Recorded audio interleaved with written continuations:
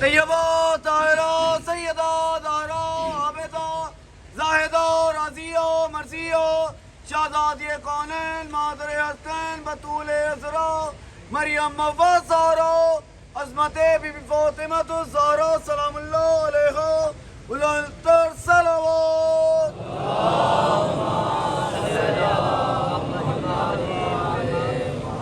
أعوذ بالله السميع العليم من الشيطان اللعين الرجيم. بسم الله الرحمن الرحيم. الحمد لله المعروف من غير رؤية والخالق من غير روية الذي لم يزل قائما دائما إذ لا سماء ذات أبراج ولا ليل داج ولا بحر ساج ولا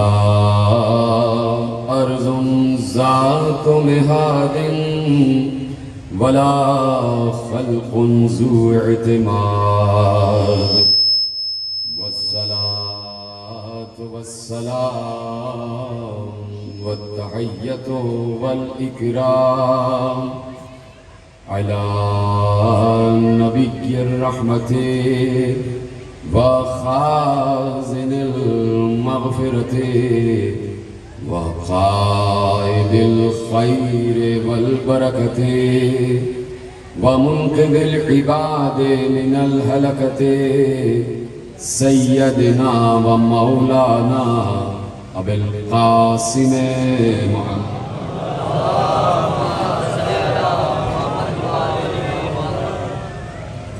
وأهل بيته الطيبين الطاهرين المعصومين المظلومين المنتخبين المنتجبين الذين أذهب الله عنهم الرجس وطهرهم تطهيرا.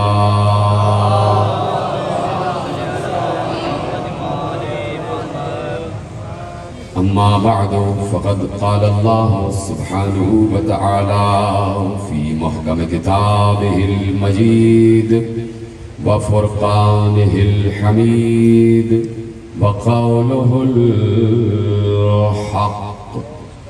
بسم الله الرحمن الرحيم.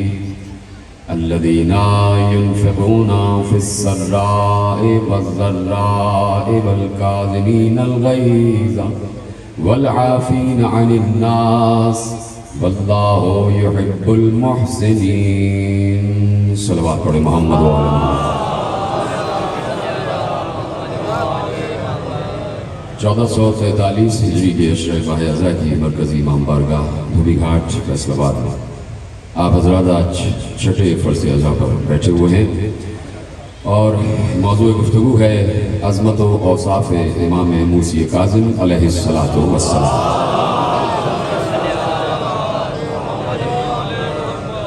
پروردگار عالم نے ہمیں یہ توفیق بخشی کہ اس نے ہمیں فکر و عقیدہ و نظریے کی اور شعور و تدبر کی اس منزل پر بلند فرمایا ہے کہ اس نے ہمیں اس وقت یہ ذمہ داری سونپی ہوئی ہے کہ وہ اپنے حبیب کے 7ویں محبوب کے تذکرے کے لیے اس نے ہمیں منتخب کیا.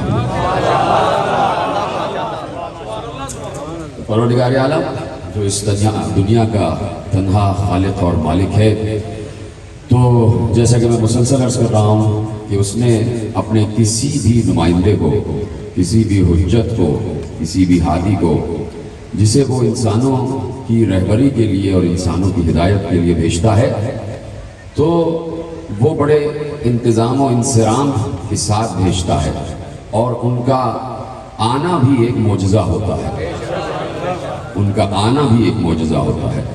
یعنی ان کے آنے ہی سے، ان کے آنے کے، دنیا میں آنے کے قرینے ہی سے معلوم ہو جاتا ہے کہ یہ یہاں کے نہیں ہیں.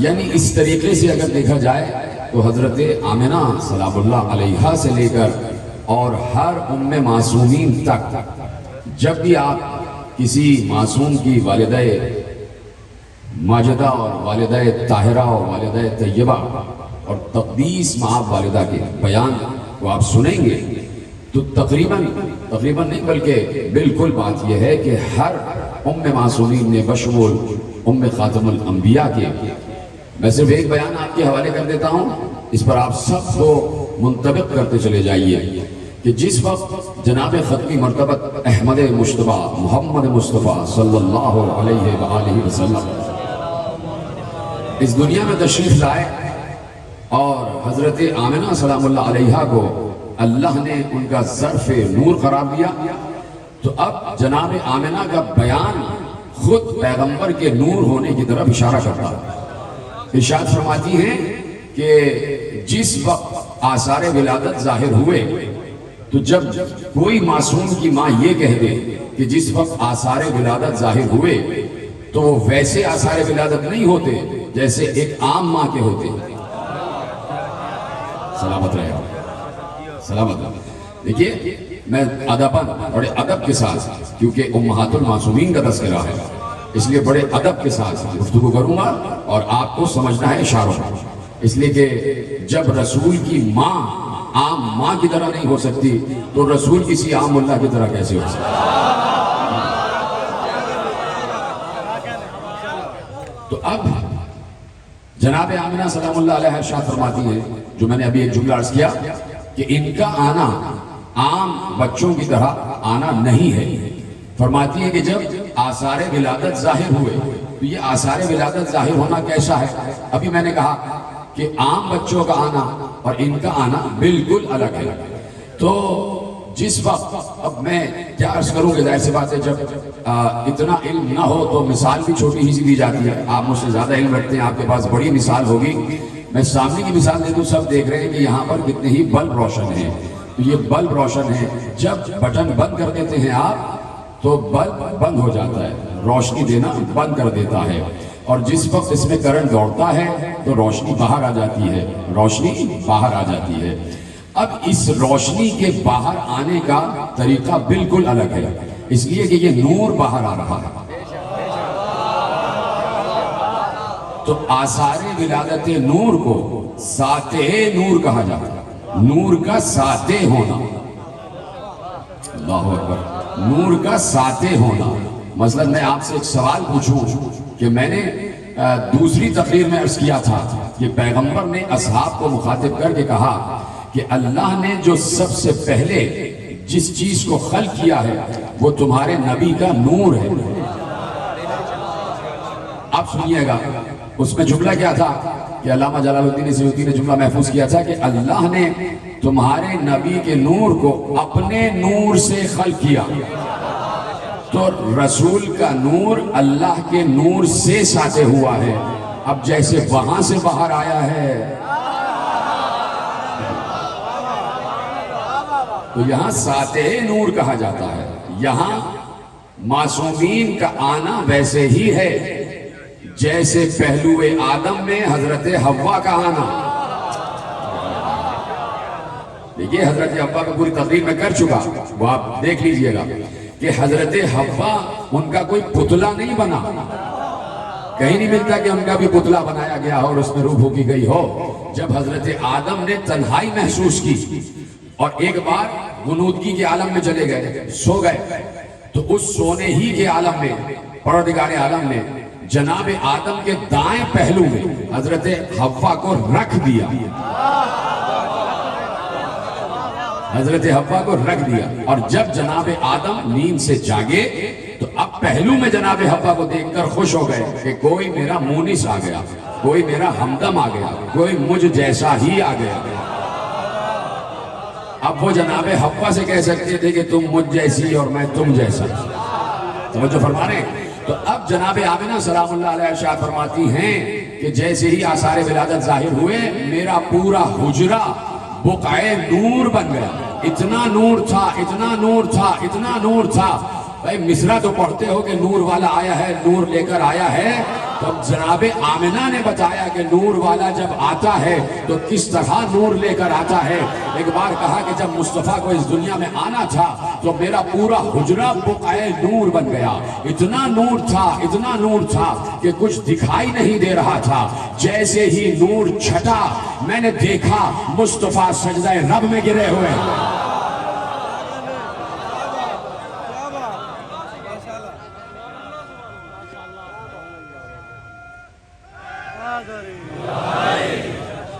سمجھو فرمائی نا آپ نے. تو جب ان کا دنیا میں آنا ہی مختلف ہے تو رہنا بھی مختلف ہے، زندگی گزارنا بھی مختلف ہے. اس حوالے سے مختلف نہیں کہ یہ کوئی ملک کی طرح زندگی گزار رہے تھے انسانوں کی طرح، اور ضروری تھا کہ انسانوں کی طرح زندگی گزارے. کیوں؟ اصل تو نور ہے. مصطفیٰ کی اصل کیا ہے؟ نور. اور میں بتا چکا کہ اللہ کے نور سے مجھے خلق کیا گیا ہے. تو اصل مصطفیٰ ہے نور. اصل اگر اپنی اصل میں آ جاتے یعنی نوری شکل میں آ جاتے تو کیا مسئلہ ہو جاتا؟ سوال قائم کیا کہ اگر اپنی اصل حیت نور میں آ جاتے، جو ان کی اصل حیت ہے، جو ان کی اصل ذات ہے، کہ نور ہے ان کی ذات، تو اگر اس اصلی حیت نور میں آ جاتے تو مسئلہ کیا ہوتا؟ انسانوں کے لیے کیا مسئلہ ہوتا؟ جواب دوں اگر آپ کی اجازت ہو. اتنے ذہین لوگ بیٹھے ہیں کہ میرا اشارہ ہی سمجھ جائیں گے. دیکھیے قرآن میں آیت ہے کہ اللہ نور السماوات والارض. اللہ آسمان اور زمین کا نور ہے. سورہ نور میں کہہ دیا اللہ آسمان اور زمین کا نور ہے، یعنی اللہ نور ہے. اللہ نور ہے نا؟ بولیے سب ہاں یا نہیں. دوسرا سوال کرنے جا رہا ہوں، یہاں سے وہاں تک آگے پیچھے سب. سوال سب سے یہ ہے کہ کیا اللہ اس وقت یہاں موجود ہے؟ آواز نہیں آئی. سب کے ساتھ موجود ہے. میری آواز بھی سن رہا ہے، آپ سب کے ساتھ ہے نا؟ تیسری بار کہہ دیجئے ہے. تو ہمیں نظر کیوں نہیں آ رہا؟ ہمیں نظر کیوں نہیں آ رہا؟ اس لیے نظر نہیں آ رہا کہ نور ہے. اس لیے نظر نہیں آ رہا کہ اپنی اصلی حیت نور میں ہے. اپنی اصلی حیت نور میں ہے، اس لیے نظر نہیں آ رہا. جب اصلی حیت نور میں ہوگا تو تقاضائے اصل حیت نور یہ ہے کہ وہ نظر نہ آئے. جب تک کسی چیز میں ڈھل نہ جائے، کسی چیز میں اپنے آپ کو حلول نہ کر لے. اللہ حلول نہیں کرتا، اللہ کسی چیز میں ڈھلتا نہیں ہے، اللہ کہیں پر داخل نہیں ہوتا. یہ اس کا اسٹیٹس نہیں ہے کہ وہ خالق ہوتے ہوئے کسی مخلوق کے جثے میں داخل ہو جائے. لیکن اگر ہم اللہ کو دیکھنا چاہیں گے تو ہم ہاتھ جوڑ کر کہیں گے پروردگار ظاہر ہو جا. اللہ کہے گا میں کہیں ظاہر نہیں ہو سکتا، میں اپنی اصلی حیت نور میں ہوں. تو پروردگار یہ مصطفیٰ مرتضیٰ بھی تو نور ہیں. کہا اس لیے ان کو لباس بشر پہنایا کہ لباس بشر پہنانا ان کی مجبوری نہیں، تمہاری تھی. اگر اصلی حیت میں آ جاتے تو جیسے میں دکھائی نہیں دے رہا ویسے یہ بھی دکھائی.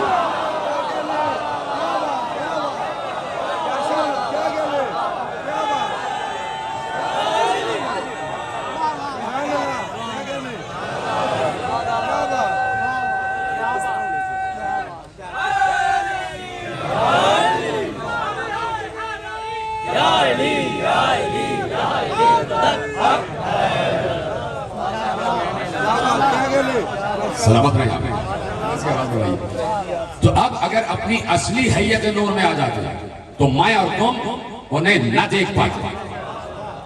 میں اور تم انہیں نہ دیکھ پاتے. اس لیے انسانوں کی فلاح کے لیے، انسانوں کے فائدے کے لیے اور پھر ان کی حجت کے لیے ضروری تھا. اس لیے میرے ساتھ میں امام موسی کاظم علیہ السلام سے پوچھنے والے نے پوچھا کہ محمد و علی کی اصل حیت کیا ہے، ان کی معرفت کیا ہے، ان کا اصل حیت نور کیا ہے. تو اب معصوم نے سارے مسئلے کو حل فرمایا. ایک نور ہی بتا سکتا ہے. ایک نور ہی بتا سکتا ہے کہ نور کیا ہے اور یہ اسرار کیا ہیں، یہ راز کیا ہے۔ تو اب وہی جملہ معصوم نے ارشاد فرمایا، اور معصوم کی دلیل میں آپ کے حوالے کرتا ہوں۔ پوچھنے والے نے پوچھا تو بتایا کہ محمد و علی ظاہرہما بشریتن، مولا کا جملہ ہے، ظاہر نہ کیجئے گا، ظاہرہما بشریتن و باطنہما لاہوتیتن۔ تو سمجھ گئے، ہم کو سلام ہے بھائی، اسے آپ نے محفوظ کیا جملہ، ظاہرہما بشریت و باطنہما لاہوتیہ۔ کہا کہ ان کا دونوں کا ظاہر تو بشر ہے لیکن باطن لاہوتی ہے۔ اب آپ سے بہتر کون سمجھے گا کہ لاہوت ہے کیا؟ جہاں کوئی نہ ہو، جہاں سوائے اللہ کے کوئی نہ ہو، اسے لاہوت کہتے ہیں۔ پھر چپ ہو گئے آپ۔ اب یہ لاہوت لامکا یہ نہ سمجھ لیجیے گا کہ سندھ میں، تبھی آپ چپ ہو گئے کہ وہ یہاں کے ہیں کیا؟ اتنا الٹی سیدھی باتیں پھیلا دی جاتی ہیں کہ عوام اسی کو سچ سمجھنے لگتے ہیں۔ جیسے شہباز قلندر کے بارے میں الٹی سیدھی باتیں پھیلائی گئی کہ بھئی وہ ایسے تھے، یوں تھے، وہ بہت بڑا عالم تھا۔ شہباز قلندر بہت بڑا فقیہ تھا، فقہ کا ماہر تھا، اور شہباز قلندر نے اپنے دور میں جو مدرسے میں نصاب پڑھایا جاتا تھا اس میں 3 موضوعات متعارف کرائے تھے۔ علم الاوزان پہ پوری کتاب شہباز قلندر نے لکھی تھی۔ آپ کو بس وہی مست بتا دیا گیا، اور کچھ شہباز قلندر کے بارے میں آپ جانتے ہیں۔ اسی طرح لاہوت لامکان کے بارے میں بتا دیا۔ تو میں نے جب کہا کہ وہ لاہوتی ہے تو آپ سمجھیں گے بس یہ بلوچستان میں جو لاہوت لامکان، اس لیے آپ چپ ہو گئے۔ یہ کوئی لاہوت لامکان کوئی ایسی بات نہیں ہے۔ اگر یہ لاہوت لامکان ہے تو ہم بھی لامکان میں بیٹھے ہوئے ہیں۔ ٹھیک ہے، چیزیں منسوب ہو جاتی ہیں۔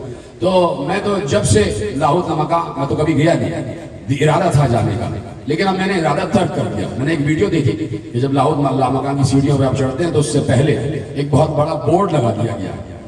میں شہباز قلندر کے مزار پہ جاتا ہوں، ضرور جاتا ہوں، ہر سال جاتا ہوں، لیکن لاہوت لامکان اب میں نہیں جاتا، نہیں جاؤں گا۔ کیوں؟ ایک بورڈ لگا ہوا ہے، اس بورڈ پہ لکھا ہے یہاں ماتم کرنا منع ہے۔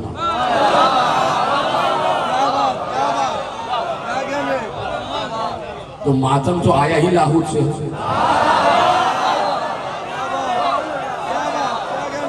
آپ میرے مولا موسیٰ کاظم کا جملہ محفوظ کرو کہ حسنو کہ علی و محمد و علی ظاہرہما بشریت و باطنہما لاہوتیہ۔ ان کا ظاہر انسانوں جیسا ہے۔ تو جملے 2 اس لیے کہہ دیے، اور پہلا جملہ کہہ کے رکے، اور رکنے کے بعد دوسرا جملہ کہا۔ پہلا جملہ کہا ظاہرہما بشریہ، ان کا ظاہر بشری ہے۔ رکے اس لیے کہ فوراً کہہ دیا کہ اگر میں نے کہہ دیا کہ ان کا ظاہر بشری ہے تو انہیں اپنے جیسا نہ سمجھ لینا، ان کا باطن لاہوتی ہے۔ ان کی اصل، ان کا باطن، ان کی روح لاہوتی ہے۔ لاہوتی جہاں پر سوائے اللہ کے کوئی اور نہ ہو، اور اگر ہیں تو یہ 2 ہیں۔ کیا پریشانی ہو گئی آپ کو؟ بھائی یہ قاب قوسین لاہوت ہے۔ نہیں سمجھ گیا کرنا بھائی، دلیل دینا کیا ضروری ہوتا ہے؟ قاب قوسین لاہوت ہے، وہ ہے قاب قوسین لاہوت لامکان۔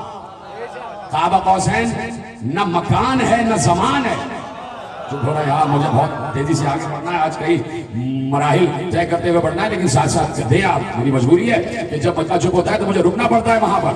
قاب قوسین لاہوت لامکان ہے، اور لاہوت لامکان ایسا مکان ہے، اس لیے جبرائیل کو سدرہ پہ روک دیا کہ جبرائیل نہ لاہوتی ہے نہ مکان ہے۔ جبرائیل کو سدرۃ المنتہا پہ روک دیا، اور اس کے بعد کہا کہ سدرہ سے قاب قوسین تک جبرائیل تو دور، آدم سے لے کے عیسیٰ تک بھی کوئی نہیں آ سکتا، کوئی نہیں آ سکتا۔ یہاں پر وہ آ سکتا ہے، یہاں پر وہ آ سکتا ہے جو صفات میں اس جیسا ہو۔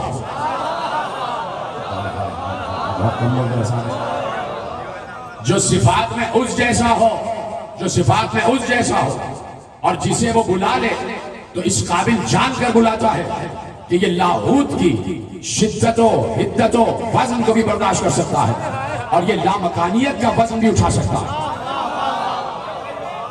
اس لیے بلانے والے نے محبوب کو بلایا، اس لیے بلانے والے نے محبوب کو بلایا، آجا آجا، لامکان تجھے بلا رہا ہے، لامکان تجھے لامکان میں بلا رہا ہے، اور جو ہو ہے تجھے لاہوت میں بلا رہا ہے۔ تو اس قابل ہے کہ تو لامکانی ہو جائے، تو اس قابل ہے کہ تو لاہوتی ہو جائے۔ تو لاہوت میں، لامکان میں پیغمبر کو قاب قوسین پر بلا کر بتایا کہ یہ مقام قاب قوسین لامکان ہے، لاہوت ہے، یہاں ہو ہی ہو ہے، یہاں سوائے میرے کوئی اور نہیں میرے محبوب، یہاں جبرائیل پر نہیں مار سکتا، یہاں بس میں ہوں اور تو ہے، یہاں محب ہے اور محبوب ہے، یہاں عاشق ہے اور معشوق ہے، عاشق ہے اور معشوق ہے، یہاں مصور ہے اور تصویر ہے، یہاں پھول ہے اور خوشبو ہے، یہاں حسن ہے اور حسین ہے، یہاں حسن ہے اور حسین ہے، یہاں عبد ہے اور معبود ہے، یہاں خالق ہے اور مخلوق ہے، یہاں شاہد ہے اور مسجود ہے، یہاں ساجد ہے اور مسجود ہے، یہاں ساجد ہے اور مسجود ہے، یہاں ایک ولی ہے اور ولی ہے، اور تو آجا اس لیے کہ تیسرا علی ہے۔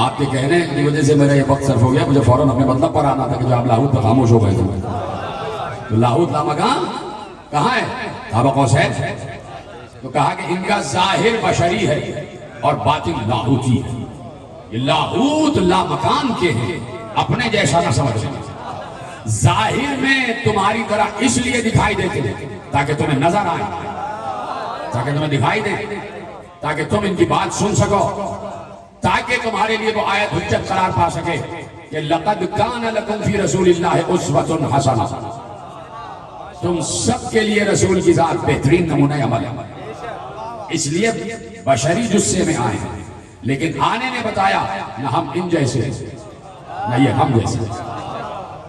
تو اب اللہ نے یقیناً جب جو لاہوتی اور لامکانی ہوتے ہیں تو ان کی صفات بھی لاہوتی اور لامکانی ہوتی ہے۔ اللہ لامکان ہے، اللہ ہو ہے، اللہ کے لیے کوئی جگہ بھی ایسی نہیں ہے کہ کہا جا سکے کہ وہ بہت مجمع میں ہے، اللہ کو سمجھو، اللہ اس وقت بھی لامکان ہے، اس ہزاروں کے مجمع میں، ہزاروں کے مجمع دیکھ رہے ہیں آپ، آگے سے پیچھے دائیں بائیں، سمجھتا ہوں کہ 12-15 ہزار سے زیادہ کا مجمع، 20 ہزار کا مجمع اس وقت بیٹھا ہوا ہے، تو 20 ہزار کے مجمع میں بیٹھا ہے، پورا مجمع بیٹھا ہے، تو 20 ہزار کے مجمع میں ایک وقت اللہ موجود ہے، لیکن وہ پھر بھی تنہا ہے۔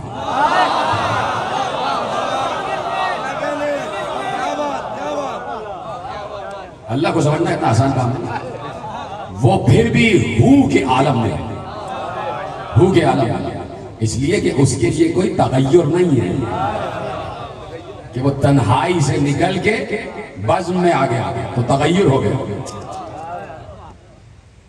اگلے سال اگر آپ چپ رہے نا، اگلے سال پورا عشرہ توحید پہ پڑھو،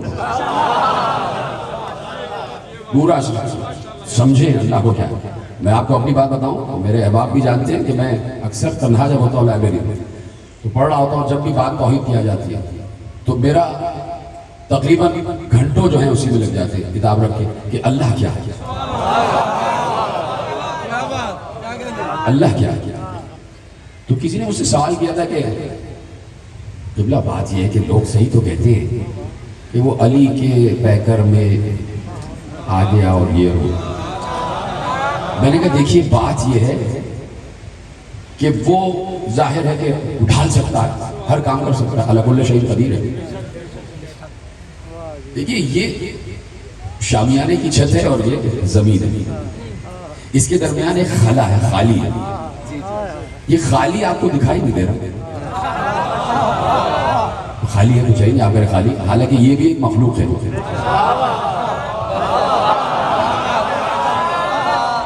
یہ بھی ایک مخلوق ہے. اللہ، میں 3 سال پہلے جملہ کہہ چکا ہوں کہ وہ شے ہے. امام موسی کاظم علیہ السلام سے پوچھا گیا کہ کیا اللہ شے ہے؟ تو میں نے کہا نا جو نور ہے وہی نور کے بارے میں بتا سکتا ہے، جو لاہوتی ہے وہی ہو کے بارے میں بتا سکتا ہے، جو لامکانی ہے وہی لامکان کے بارے میں بتا سکتا ہے. تو پوچھا کیا وہ شے ہے؟ امام موسی کاظم علیہ السلام نے ارشاد فرمایا کہ نعم انہ شیء لیس کالاشیاء، ہاں وہ شے ہے لیکن اشیاء جیسا نہیں ہے. دلیل کیا ہے؟ اگر کسی بیوقوف کو یہ بات سمجھ میں نہ آئی ہو کہ دلیل کیا ہے، دلیل معصوم نے ارشاد فرمائی کہ اس نے کہا لیسا کمثلہ شیء، اس جیسی کوئی شے نہیں. آیت یہاں پر بھی ختم ہو سکتی تھی کہ لیسا کمثلہ، اس کی کوئی مثل نہیں، لیکن شے کا لفظ رکھ کے بتایا وہ شے ہے لیسا کالاشیاء، اشیاء کی طرح نہیں ہے. یعنی اب اشیاء میں جو خصوصیات ہیں وہ وہاں نہیں ہے. شے اس لیے کہا کہ وہ وجود رکھتا ہے. اچھا آپ کہہ رہے ہیں کہ اگلے سال نہ پڑھیے گا یہ والا اشراف، یہ موضوع. شے اس لیے کہا کہ وہ وجود رکھتا ہے. میں نے جواب دیا کہ بات یہ ہے کہ یہ تمام نظریات و عقائد اپنی طرف سے گھڑ لینے کے لیے نہیں ہے کہ وہ آ جاتا تو ان کے پیکر میں اور یہ سب تو بات تو لوگ ٹھیک کہتے ہیں. میں نے کہا کہ بھائی اللہ ایسا ہی ہے، اس کی صفت یہ ہے کہ وہ نظر نہ آتا، وہ کچھ ایسی نوع ہے جو دکھائی ہی نہیں دیتی. میں نے بالکل سامنے کی بلا تشبیہ مثال دی ہے کہ یہ خلا دکھائی نہیں دیتی، اس کا خاصہ یہ ہے کہ دکھائی نہ دے، تبھی تو خلا. توجہ فرما رہے. تو اب میرے عزیزوں وہ اللہ جو ہر جگہ موجود ہے، اس نے جب اپنے نمائندوں کو اس دنیا میں بھیجا ہے تو میں بار بار عرض کر رہا ہوں کہ لاہوتی ہونا، لامکانی ہونا، لازمانی ہونا یہ اللہ کی طرف سے ہوتا. توجہ، وہ عالم ہو میں اور عالم، مجھے لطف آ رہا ہے کہ آپ یہیں سے سمجھ جائیں گے، عالم ہو یعنی لاہوتیت، جو اس لاہوتیت میں، جو اس لاہوتی ماحول میں ہوگا، جو عالم ہو میں ہوگا. چلیے میں آپ مثال سے سمجھاتا ہوں. ایک دیوار بیچ میں ہے، سمجھے، مجمع کے اس طرح بیچ میں دیوار ہے، تشبیہ سمجھ لیجیے. ایسے ایک دیوار ہے، میں یہاں بیٹھا ہوں اور دیوار کے اس پار آپ بیٹھے. اس پار والوں کو نہیں خبر کہ یہاں کیا ہو رہا، اور یہاں والوں کو نہیں خبر کہ وہاں کیا ہو رہا. اب آگے بڑھتی ہے بات. دیوار کے اس طرف حال ہے اور اس طرف مستقبل ہے. جیتے رہے آ جائے میرے ساتھ. ایک موٹی سی دیوار ہے، اس کے اس طرف بھی لوگ ہیں، اس طرف بھی لوگ ہیں. وہاں والوں کو یہاں کی خبر نہیں، یہاں والوں کو وہاں کی خبر نہیں. آگے دوسری مثال دی کہ سمجھ لیجئے کہ زمانے میں اس طرف یہاں حال چل رہا ہے، دور حال، اور وہاں پر مستقبل ہے. تو مستقبل والے حال کو نہیں دیکھ پا رہے، حال والے مستقبل کو نہیں دیکھ پا رہے. اب کوئی دیوار پر چڑھ جائے، چڑھ کے کھڑا ہو جائے، وہ بیک وقت حال کو بھی دیکھ رہا ہے، مستقبل کو بھی دیکھ رہا ہے. سلامت رہے آپ. جیتے رہے آپ جیسے آپ نے سنا. میں نے صرف مثال دی ہے، ایسا ہے نہیں، صرف سمجھانے کے لیے. لاہوت عالم ہو کہتے ہی اس مقام کو ہے جہاں بیک وقت حال بھی دیکھا جا رہا ہو، مستقبل بھی دیکھا جا رہا ہو، حال کی بھی خبر ہو، غیب کی بھی خبر ہو، حال کا بھی عالم ہو، غیب کا بھی عالم ہو. سلامت رہے آپ. سمجھ میں آ گئی بات. تو عالم ہو تک جو پہنچ جائے وہ حال بھی دیکھ رہا ہوتا ہے، مستقبل بھی دیکھ رہا ہوتا ہے. ماضی تو اس کے سامنے ہوتا ہی ہے، لیکن ماضی اللہ کے لیے نہیں ہے.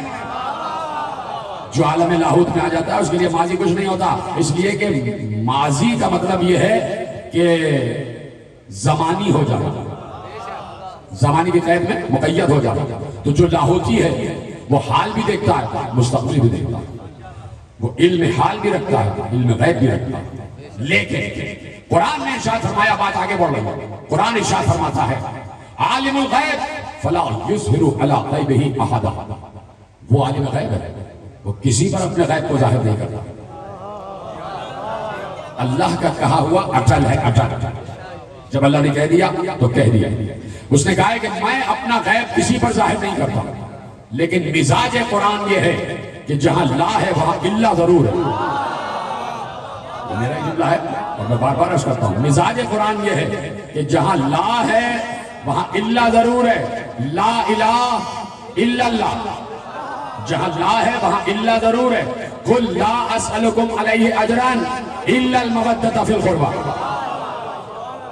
والعصر ان الانسان لفی خسر الا الذین آمنوا وعملوا الصالحات. جہاں لا ہے وہاں الا ضرور ہے.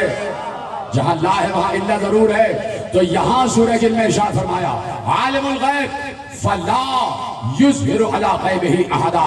وہ ہے عالم غیب، اللہ عالم غیب ہے، اور وہ اللہ جو عالم غیب ہے وہ اپنا غیب کسی پر ظاہر نہیں کرتا الا من ارتضی، سوائے اس کے جو مرتضی ہو. اور پھر دوسری صفت بیان کی کہ وہ مرتضی ہو کون؟ مرتضی کی صفت بیان کی اللہ من ارتضی من رسول. صفت یہ ہو کہ ہر کوئی مرتضی اپنے کو نہ کہہ لے کہ میرا نام میری ماں نے مرتضی رکھ دیا کہ میں وہی والا مرتضی ہوں. کہ جس کی طرف اللہ نے سورہ جن میں اشارہ کیا ہے، اشارہ کرنے کے بعد صفت بیان کر دی، خصوصیت بیان کر دی. اللہ من ارتضی من رسول، وہ مرتضی وہ ہو جو رسول سے منیت کی منزل پر ہو، جو منیت رسول کی منزل پر ہو. اللہ من ارتضی من رسول، تو وہ مرتضی. کہا کہ ہم اس پر ظاہر کرتے ہیں جو مرتضی ہو. مرتضی صرف مرتضی ہی نہیں ہے، مرتضی مصطفیٰ بھی ہے. کہا کہ ہم اپنا علم غیب ظاہر کرتے ہیں اس پر جو رسول سے منیت کی منزل پر ہو. دوسرا ترجمہ یہ ہے کہ ہم اپنا علم غیب ظاہر کرتے ہیں رسولوں میں سے اس پر جو مرتضی ہے. میں یقیناً اپنے علماء کے اقوال کی روشنی میں پہلے ترجمے کو زیادہ صحیح مانتا ہوں، اس لیے کہ اگر یہ کہہ دیا کہ ہم اس پر اپنا علم غیب ظاہر کرتے ہیں جو رسولوں میں مرتضی ہو، تو رسولوں میں تو مصطفیٰ ہیں.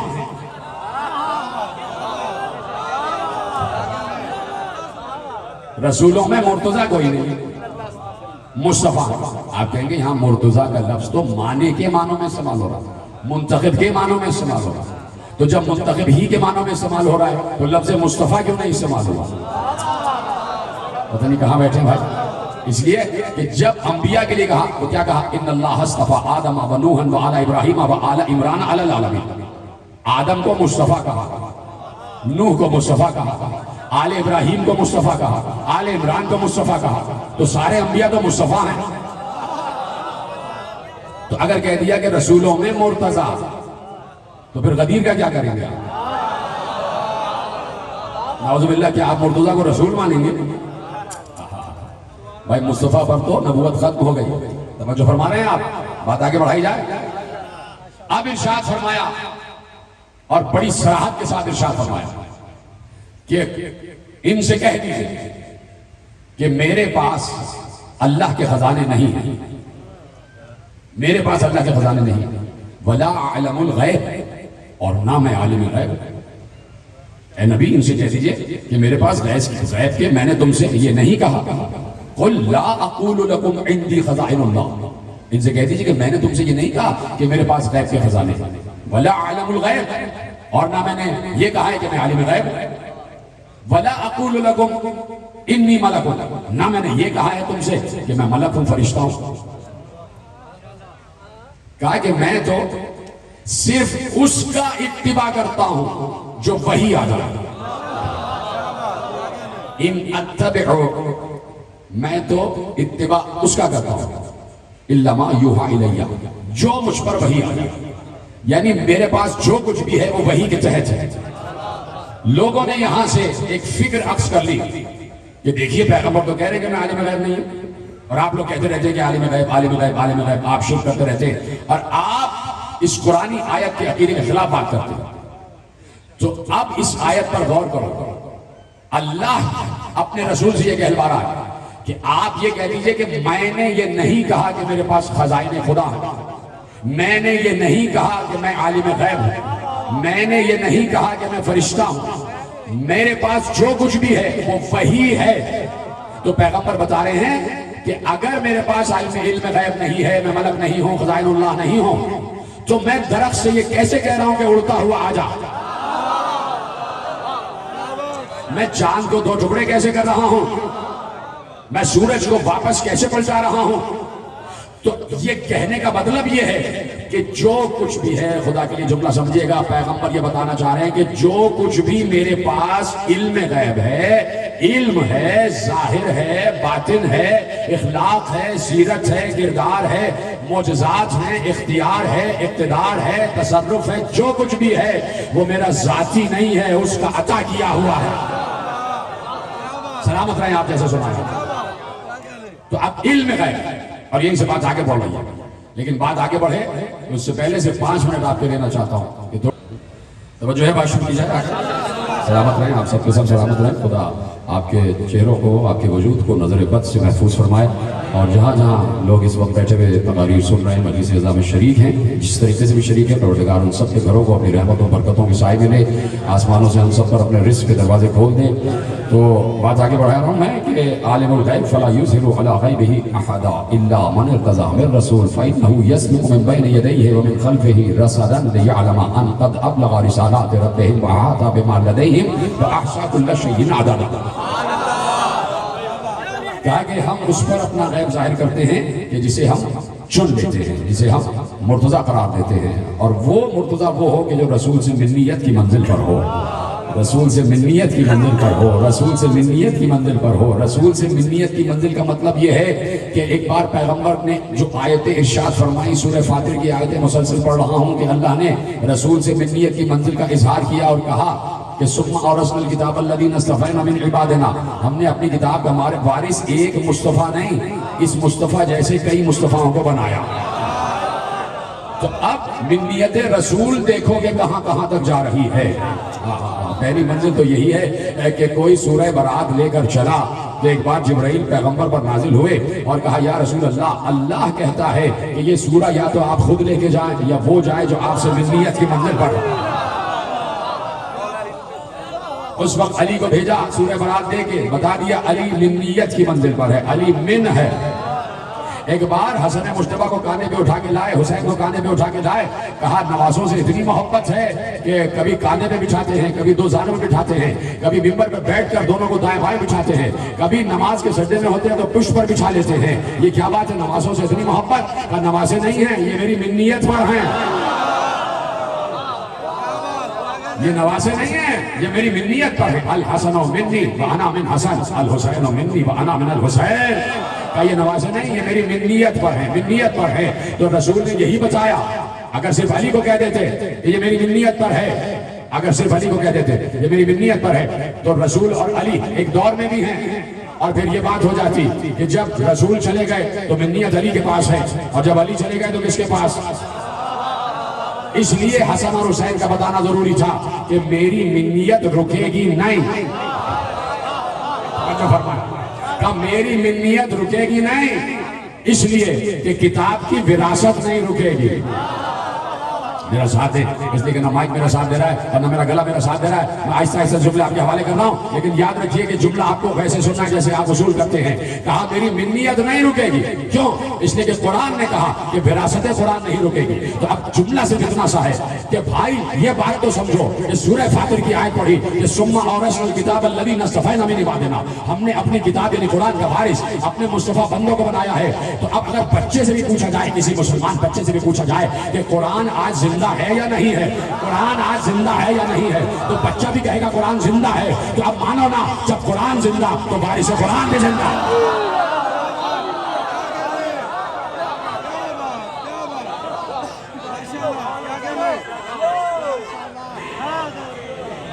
توجہ میری جانب دیکھتے رہنا, جب قرآن زندہ تو وراثت قرآن بھی زندہ. تو اب وارث قرآن پیغمبر اپنے دور میں وارث, بعد پیغمبر علی وارث, بعد علی حسن وارث, بعد حسن حسین وارث, بعد حسین علی وارث, بعد علی محمد وارث, بعد محمد جعفر وارث, بعد جعفر موسیٰ وارث.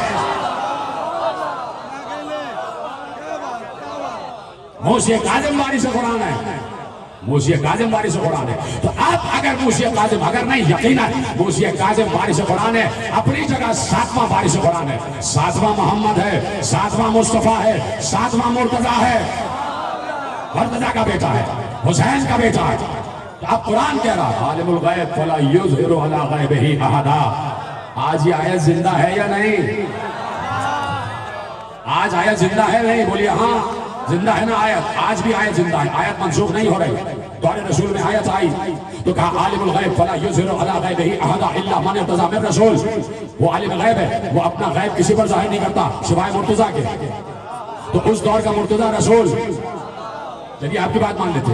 جب علی آئے تو پھر آیت یوں ہی گونج رہی تھی الا من ارتضی من رسول. ہم اپنا غیب کسی پر ظاہر نہیں کرتے. اب تو وہی آ گیا جو مرتضیٰ ہے. علی چلے گئے, حسن آئے, پھر آیت نے کہا عالم الغیب فلا یظہر علی غیبہ احدا الا من ارتضی من رسول.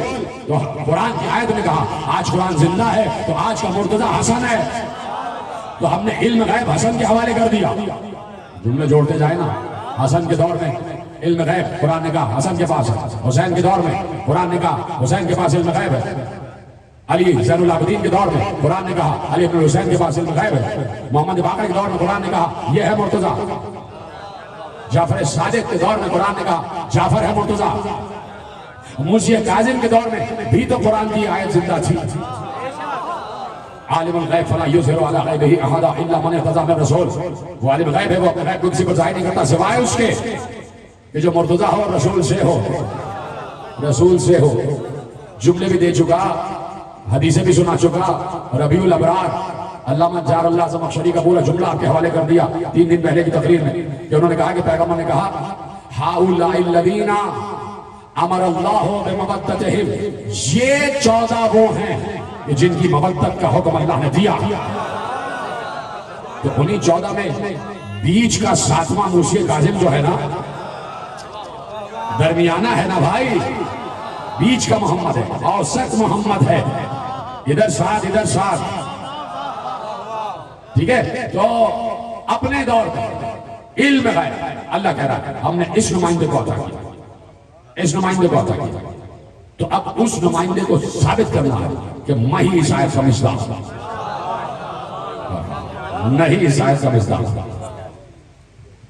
روایت نے لکھا سفر حج, اور آپ کے حوالے ایک منظر سفر حج. سفر حج لوگ جا رہے ہیں, ایسے میں ایک شخص جو بلخ کا رہنے والا, نام ہے اس کا شقیق, شین قاف یہ قاف, شقیق, شقیق بلخی, وہ بھی ساتھ ساتھ ہے. وہ کہتا ہے سفر حج میں قافلے کے ساتھ ساتھ ہمارا قافلہ مقام قادسیہ پر رکا, اور لوگ خوبصورت خیمے سجائے گئے, رک گئے آرام کرنے کے لیے. اسی طرح منزلیں لے لے کے آگے جاتے تھے.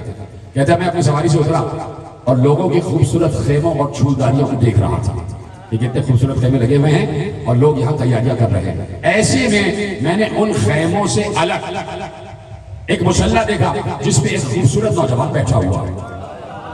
اس کا حسین جسم ہے, لاغر ہے, پیشانی کشادہ ہے, زلفیں اس کی بل کھائی ہوئی ہیں, اس کے ماتھے پر جو سجدے کا نشان ہے وہ ستارے کی طرح چمک رہا ہے, اس کے روشن رخسار ہے. اس نے اپنے لباس پر ایک معمولی اون کی چادر اوڑھی ہوئی ہے, اس کے سر پر شملے دار عمامہ ہے, اس کے سر پر شملے دار عمامہ ہے. وہ مصلی پہ بیٹھا ہوا ہے اور تسبیح اور عبادت میں اور نماز میں مصروف ہے. میں نے کہا یہ کوئی صوفی ہے جو اپنے آپ کو بڑا ظاہر کرنا چاہتا ہے اور ان اہل قافلہ سے خدمت لینا چاہتا ہے, اس لیے کہ سب تو اپنا کام کر رہے ہیں, یہ یہاں بیٹھا مصلی پر. تو شقیق بلخی کہتا ہے میں نے دل میں سوچا کہ یہ کوئی صوفی ہے اور یہ لوگوں سے اہل قافلہ سے اپنی خدمت, اپنا اثر ظاہر کر کے اپنی خدمت لینے کے لیے یہاں بیٹھا ہوا. اس نے کہا کہ میں اس کے پاس جاتا ہوں اور اس کو تنبیہ کرتا ہوں کہ یہ لوگ حج کے لیے اللہ کے مہمان ہیں, ان سے اس طریقے سے اپنی خدمت نہیں لینا اور اپنی پرہیزگاری اور تقویٰ ان پر ظاہر کرنے کی کوشش نہ کرنا. ابھی وہ کہتا ہے کہ میں پہنچا اس خوبصورت جوان کے مصلی قریب, وہ بالکل آخری نماز اس کی تمام ہو رہی تھی. جیسے ہی نماز تمام ہوئی، اس سے پہلے کہ میں کچھ بولتا ہوں، اس نوجوان نے سورہ حجرات کی آیت پڑھی اور آیت کی ابتدا میرا نام لے کے دی. سورہ حجرات کی آیت پڑھی، یا شقیق اجتنبوا کثیرا من الظن ان بعض الظن اسم. سورہ حجرات کی آیت پڑھی، اے شقیق، اے شقیق زیادہ بدگمانی سے بچو، اس لیے کہ بدگمانی کرنا گناہ ہے. جیسے آپ نے سنا اسی طرح سنتے جائے، بلکہ اس سے بھی زیادہ جیسے آپ سن رہے ہیں. لوگ آپ پر فخر کر رہے ہیں پورے پاکستان سے. میرے پاس کمنٹس آتے ہیں کہ کیا سماجتے ہیں، صبح 7:30 بجے ایسا جیتا جاگتا مجمع بیٹھا ہے اور تقریباً 20,000 کا مجمع یہاں سے وہاں تک بیٹھا ہے. خدا آپ کو نظر بد سے محفوظ فرمائے. کہا کہ زن سے بچو، گمان سے بچو. وہ کہتا ہے کہ میں لرز گیا کہ اس جوان نے تو میرے دل کی بات کی تھی، میرے دل میں جو نیت تھی وہ اس کو کیسے پتہ چل گئی.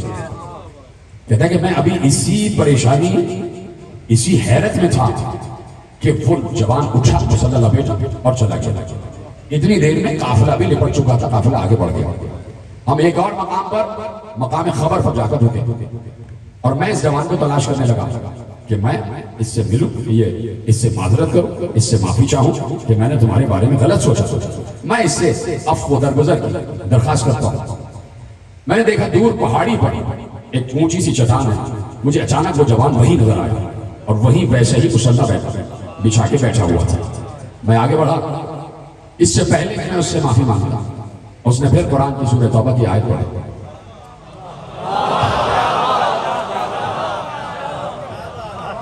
ایسا آیت تو خدا اتار رہا ہے. اللہ نے کیا کہا، اجتنبوا کثیرا من الظن ان بعض الظن اسم. بہت زیادہ شک سے بچو، اس لیے کہ بہت زیادہ شک گناہ ہوتا ہے. بات یہاں تک سمجھ میں آ گئی کہ میں قرآن کی آیت پڑھوں گا. اب جو ذہین ہوگا وہ سمجھے گا، میں تفسیر عرض نہیں کروں گا. آیت پڑھی، اس نے کہا کہ میں آگے بڑھا کر ان سے معافی مانگوں. انہوں نے آیت پڑھی، انی لغفار لمن تاب وآمن وعمل صالحا ثم اهتدى. سنیں گے آیت کا ترجمہ اور بتائیے گا کہ ترجمہ آپ تک پہنچ گیا. اس کے دل میں کیا ہے کہ میں آگے بڑھوں گا اور ان سے معافی مانگوں گا. اس سے پہلے کہ میں معافی کے جملے ادا کرتا، قرآن کی آیت پڑھے، انی لغفار لمن تاب. جو توبہ کر لیتا ہے میں اسے معاف کر دیتا ہوں.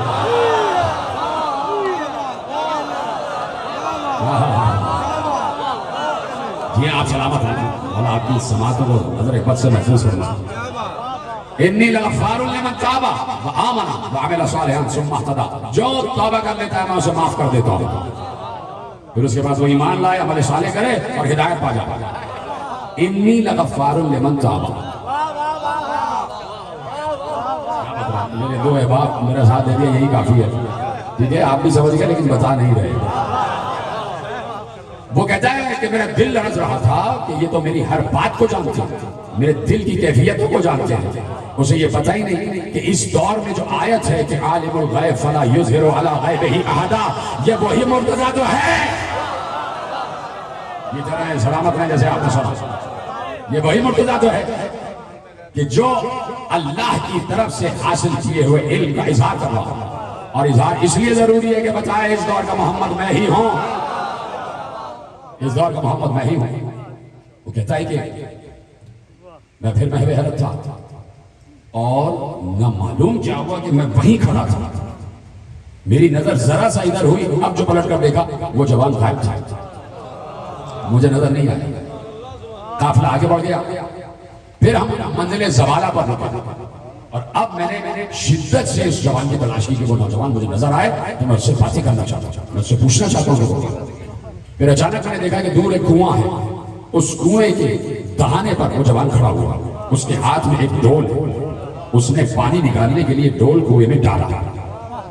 کنویں میں جیسے ہی ڈول ڈالا اس کے ہاتھ سے ڈول گر گئے، کنویں میں ڈول گر گئے.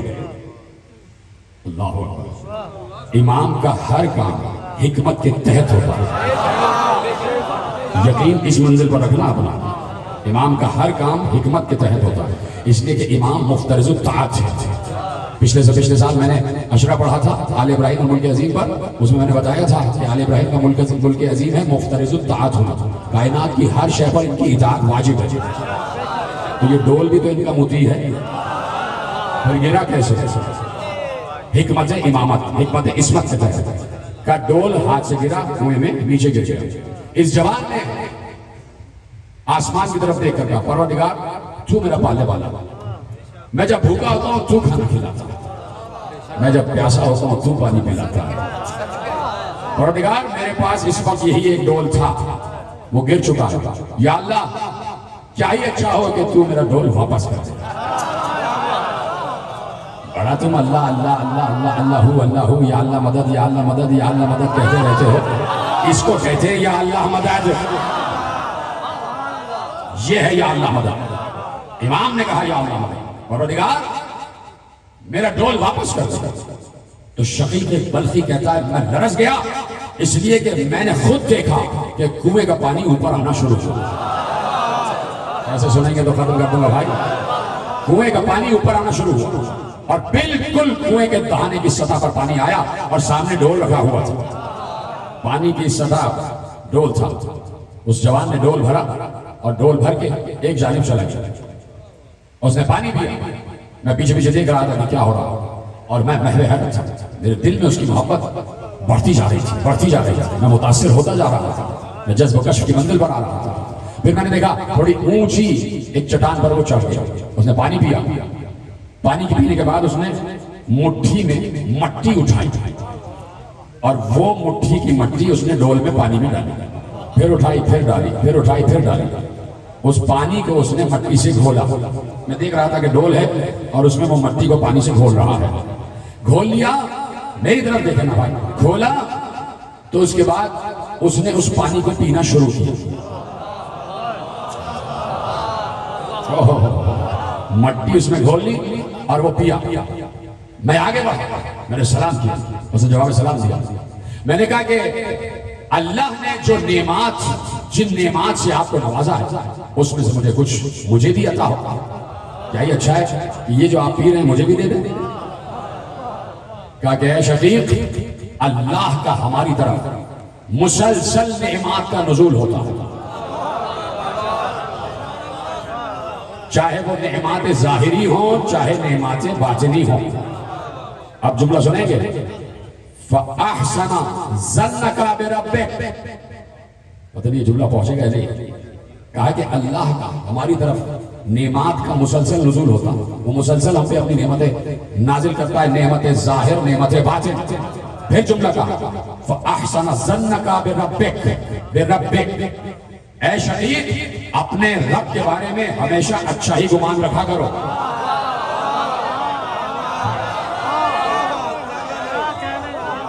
پتہ نہیں سب نے جملہ سمجھا یا نہیں سمجھا؟ فَأَحْسَنَ ظَنَّكَ بِرَبِّكَ، اپنے رب کے بارے میں ہمیشہ اچھا گمان رکھا کرو۔ اس کا اچھا گمان تو تھا، تبھی تو حج پہ جا رہا تھا، پھر یہ کس رب کا تذکرہ ہو رہا ہے؟ جو سمجھ گئے سلام۔ فَأَحْسَنَ ظَنَّكَ بِرَبِّكَ، اپنے رب کے بارے میں ہمیشہ احسن گمان رکھا کرو، اچھا گمان رکھا کرو۔ میرے آگے ڈول بڑھا دیا، لو پیو۔ کہا اب جو میں نے پیا تو ایسا بہترین شیریں میٹھا ستو تھا،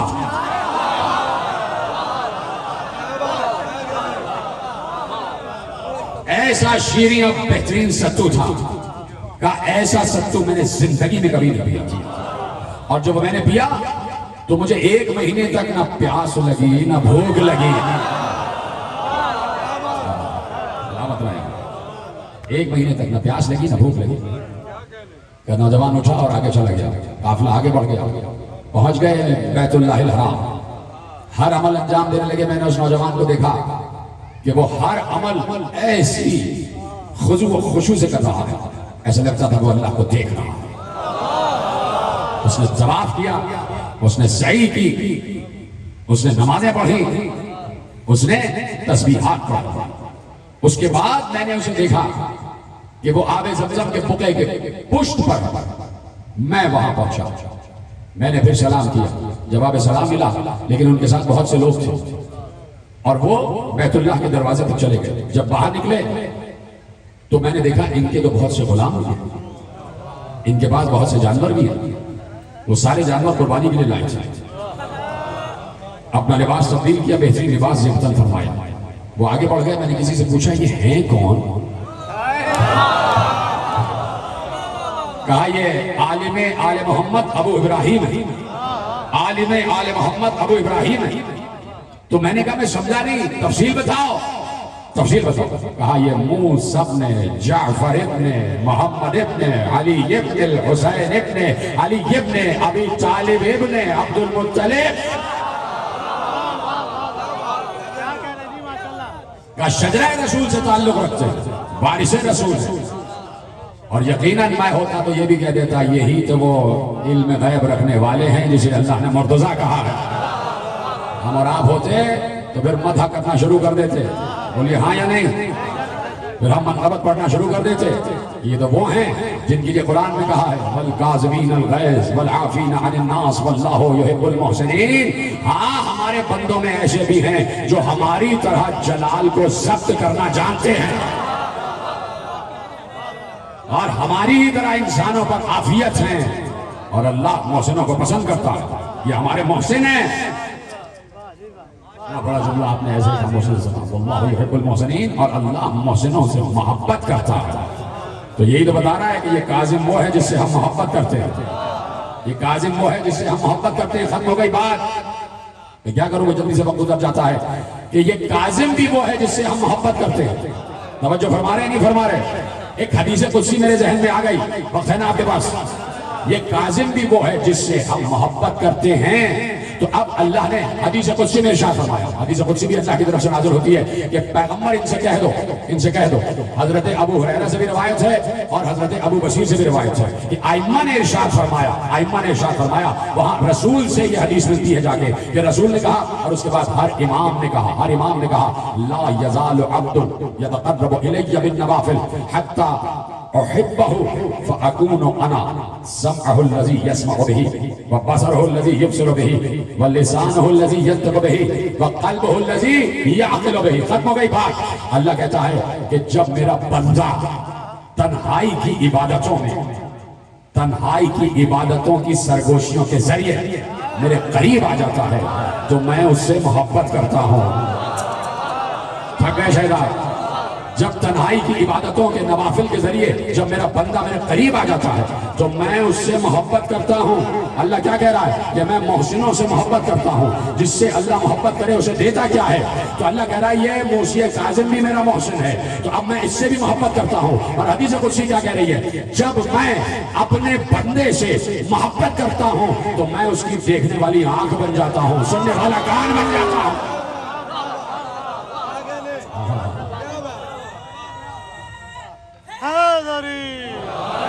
میں اس کی دیکھنے والی آنکھ بن جاتا ہوں، سننے والا کان بن جاتا ہوں، بولنے والی زبان بن جاتا ہوں، سوچنے والا دل بن جاتا ہوں. پھر وہ نہیں سوچ رہا ہوتا، میں سوچ رہا ہوتا ہوں. پھر وہ نہیں بول رہا ہوتا، میں بول رہا ہوتا ہوں. پھر وہ نہیں سن رہا ہوتا، میں سن رہا ہوتا ہوں. پھر وہ نہیں دیکھ رہا ہوتا، میں دیکھ رہا ہوتا. کاظم سے محبت ہے نا اللہ کو. جملہ تو آپ دینے جا رہا ہوں.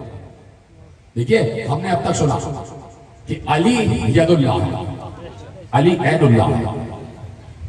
5 منٹ لینے مجھے آپ. علی عین اللہ ہے، علی ید اللہ ہے، علی لسان اللہ ہے، علی وجہ اللہ ہے. علی اللہ کی زبان ہے، علی اللہ کا چہرہ ہے، علی اللہ کا ہاتھ ہے، علی اللہ کا کان ہے. ٹھیک ہے؟ تو یہ تو ہو گیا ید اللہ، عین اللہ، حسن اللہ، جنب اللہ، لسان اللہ. یہ ہو گیا. اس حدیث میں اللہ کہہ رہا ہے کہ جب میں کسی سے محبت کرتا ہوں تو میں اس کی آنکھ بن جاتا ہوں. میرا خیال ہے آپ نے جملے پہ غور نہیں فرمایا. دوبارہ پڑھتا ہوں. علی ید اللہ ہے، عین اللہ ہے، حسن اللہ ہے، لسان اللہ ہے. ید اللہ کا کیا مطلب ہے؟ اللہ کا ہاتھ. لسان اللہ کا کیا مطلب ہے؟ اللہ کی زبان. وجہ اللہ کا کیا مطلب ہے؟ اللہ کا چہرہ. عین اللہ کا کیا مطلب ہے؟ اللہ کی آنکھ. ٹھیک ہے؟ اللہ کی آنکھ، اللہ کی آنکھ. سمجھے نا بات؟ اللہ کی آنکھ. یا اللہ کہہ رہا ہے کہ جس سے میں محبت کرتا ہوں. وہاں کیا ہے؟ علی اللہ کی آنکھ. یا کہہ رہا ہے جس سے میں محبت کرتا ہوں میں اس کی آنکھ بن جاتا ہوں. سلامت ہے. میں اس کا چہرہ بن جاتا ہوں، میں اس کا ہاتھ بن جاتا ہوں. تو काज़मीन अल-गैज़ वाली आयत में अल्लाह ने कहा हम मुहिब्बों से मोहब्बत रखते हैं, मोहसिनीन से मोहब्बत रखते हैं। तो मूसी काज़िम अपने दौर का मोहसिन, अल्लाह ने बताया मैं इस दौर के मोहम्मद यानी मोहसिन से मोहब्बत करता हूँ। जब मैं मूसी काज़िम से मोहब्बत करता हूँ तो मैं मूसी काज़िम की आँख, इससे बड़ा जुमला मैं कह नहीं सकता। मैं मूसी काज़िम की बोलने वाली ज़बान, मैं मूसी काज़िम की देखने वाली आँख, मैं मूसी काज़िम का काम करने वाला हाथ, मैं मूसी काज़िम का सोचने वाला दिल। यदुल्लाह होना अलग है, अल्लाह का हाथ होना अलग है। अल्लाह किसी का हाथ बन जाए, अल्लाह किसी की आँख बन जाए। अब अगर यहाँ कोई बेवकूफ बैठा हुआ है, कम यकीन खज यकीन, और कह रहा है कि क्या गुलू कर दिया, क्या गुलू कर दिया, तो मैं कहता हूँ मेरे सारे जुमले एक तरफ रख दो। हदीस कुदसी कह रही है ला यज़ालु अब्दुन यतक़र्रबु इलैया बिन्नवाफ़िल हत्ता अहबब्तहु। मेरा बंदा जब नवाफिल के जरिए मेरे नजदीक आ जाता है तो मैं उससे मोहब्बत करता हूँ। तो जिसे इस मेरे पूरे थीसिस पर यकीन नहीं है, मैं उससे कहता हूँ तुम बंदे बन जाओ, तुम अल्लाह के करीब चले जाओ, अल्लाह तुमसे मोहब्बत करेगा, फिर वो तुम्हारी देखने वाली आंख बन जाएगा, फिर वो तुम्हारा सोचने वाला दिल बन जाएगा। यहाँ तो एक ओपन ऑफर है, यहाँ तो दावत आम है, जो अल्लाह के करीब चला जाए। तो बस ये कह रहे हैं 1400 बरस से कि मुल्ला तो ना जा सका, मौला चला गया। जाओ अल्लाह के करीब जाओ। खुले में मस्जिदों के दरवाजे, खुली हुई हैं खानकाहें, खुले हुए हैं बड़े बड़े इज्तिमाआत के मैदान। जाओ अल्लाह के करीब जाओ और बन जाओ, अल्लाह को अपनी आंख बना लो। हम यहाँ बैठ के मूसे काज़िम का तस्करा कर रहे हैं, यहाँ बैठ के आले मोहम्मद का तस्करा कर रहे हैं। आले मोहम्मद का, मोहम्मद की आल, मोहम्मद और रसूलुल्लाह जिसका कलमा पढ़े बगैर किसी का ईमान कामिल नहीं है, उसकी आल का तस्करा हो रहा है। और खुशी ये है कि वैसे ही सुन्नी भी सुन रहे हैं जैसे शिया सुन रहे हैं। ये है कामयाबी हुसैन की, न मेरी ना आपकी। ये है करबला की कामयाबी। करबला सिर्फ ये कहती है कि मैं ये नहीं देखती कितनी नमाजें पढ़ी, कितने रोजे रखे, कितने हज किए।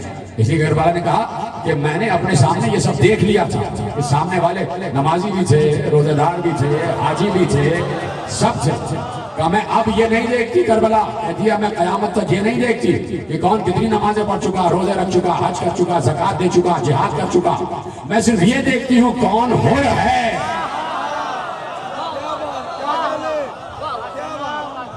करबला सिर्फ ये देखती है कौन हो रहे। न मालूम कितने होर यहाँ बैठे हुए, कितने होर यहाँ बैठे हुए। इसलिए कि ये मजलिस अज़ाए हुसैन नहीं है, ये बज़्म तौहीद, ये जिक्र तौहीद की बज़्म है, वो सजी हुई है और हर मसलक का आदमी आ रहा है।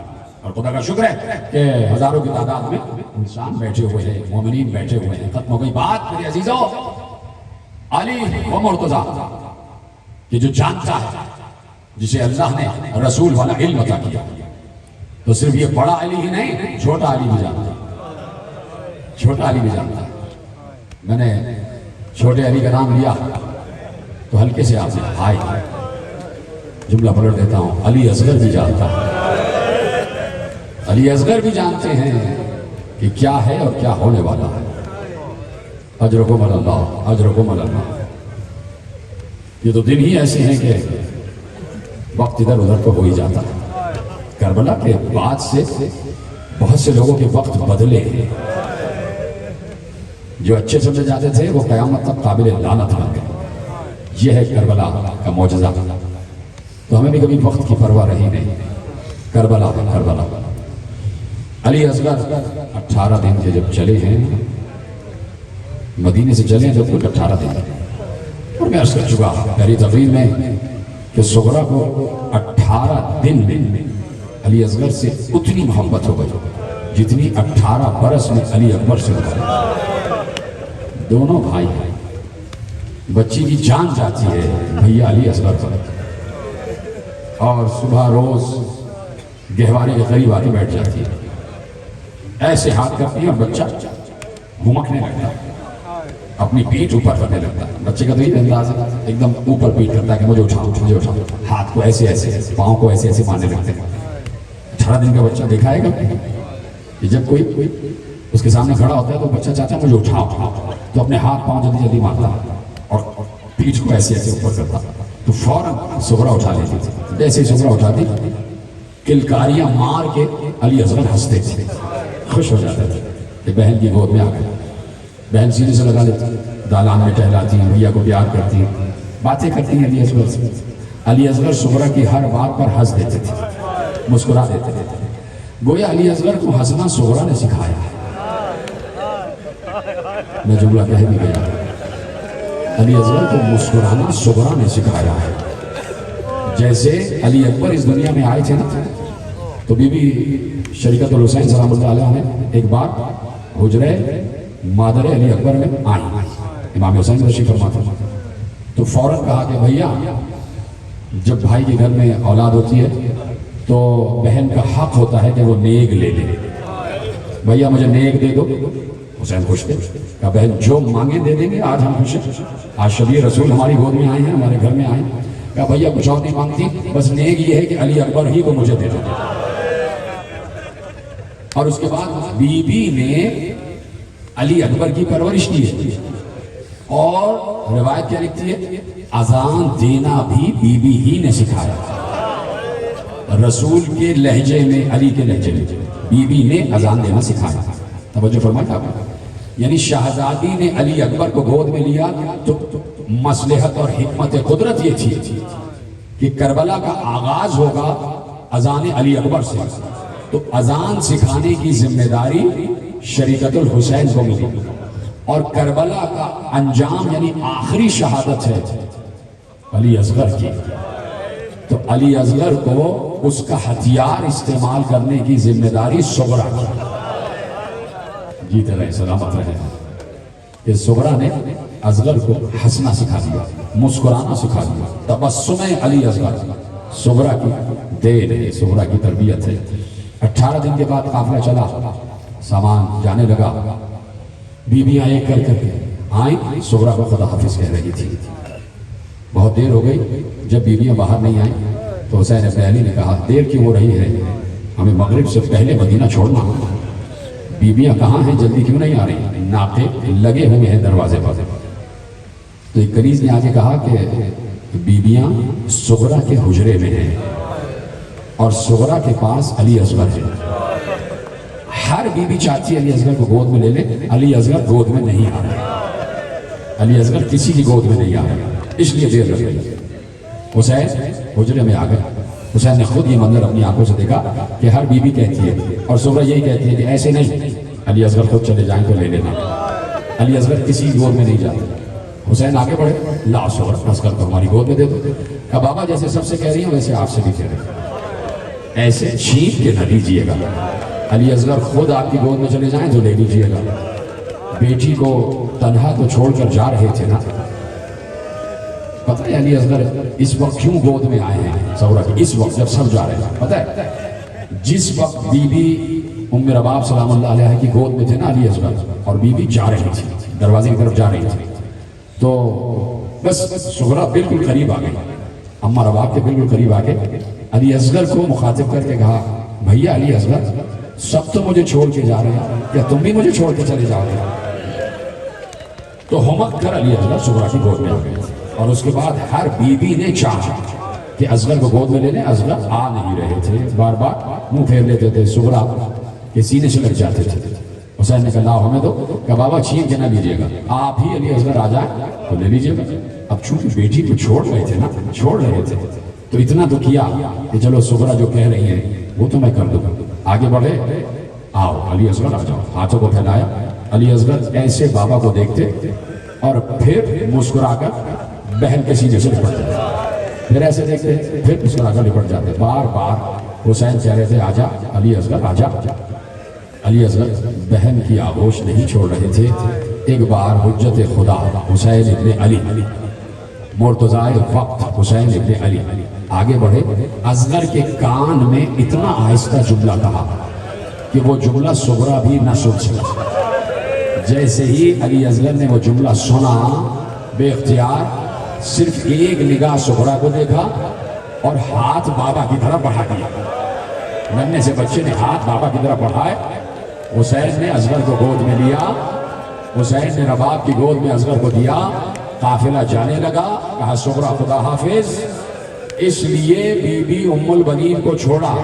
دیکھیے بی بی ام البنین کبھی نہ رکتی، کبھی نہ رکتی، مادر عباس کبھی نہ رکتی زینب کو چھوڑ کر، لیکن حکم امام تھا کہ صغرا بیمار ہے، اماں آپ کو رکنا پڑے گا۔ حکم امام کے تحت بی بی ام البنین رکی ہے، تو کہا اپنی اماں کے ساتھ رہنا، تم بیمار ہو، ہم جا رہے ہیں۔ حسین چلے گئے، صغرا دیکھتی رہی اور یہ سفر طے ہوتا چلا گیا اور پہنچ گئے حسین کربلا۔ آ گیا قربانیوں کا دن، ایک ایک قربانی حسین دیتے رہے، پیش کرتے رہے۔ اللہم تقبل منا ھذا القربان، پروردگار میری طرف سے یہ قربانیاں قبول فرما، قبول فرما۔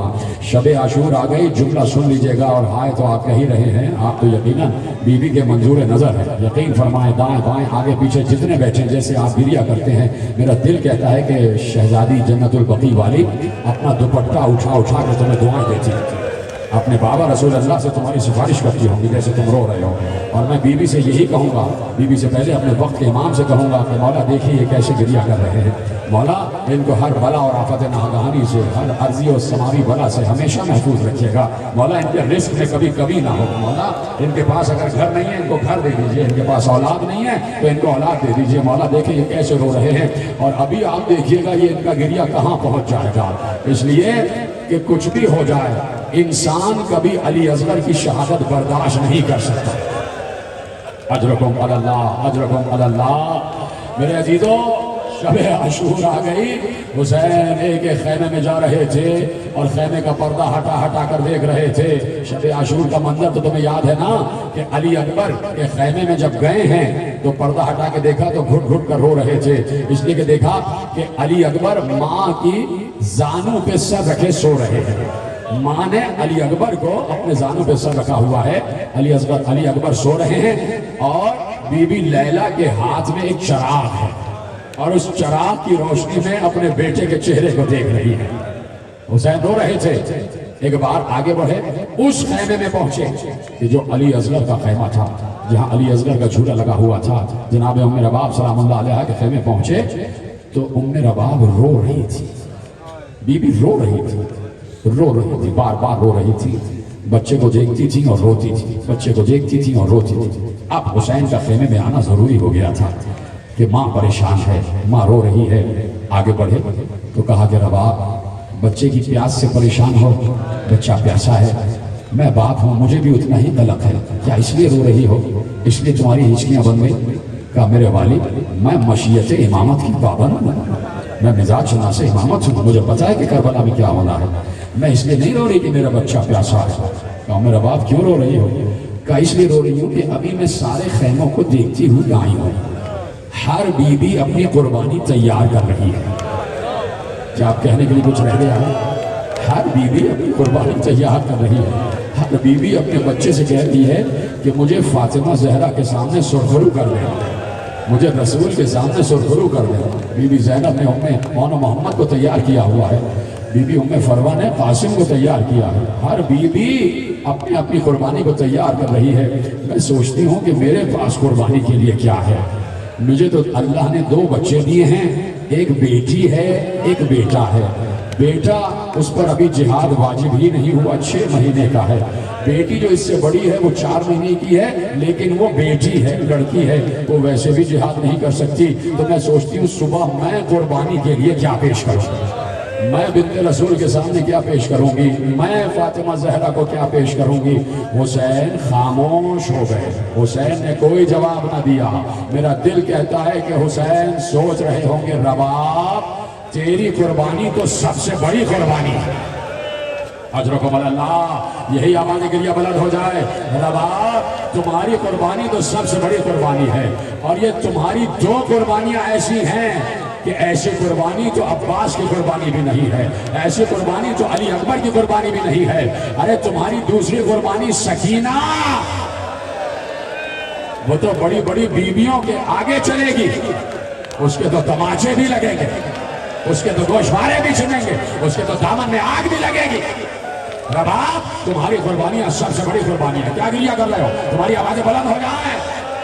چلے گئے حسین، چلے گئے حسین. میں نے اس لیے کہا نا یہ علی اصغر بھی جانتا ہے کہ کیا ہونے والا ہے. یہاں کا تو بچہ علم غیب کی نگاہ سے دیکھ رہا ہوتا ہے. ادھر حسین چلے رخصت آخر کے بعد سب کو سلام کیا.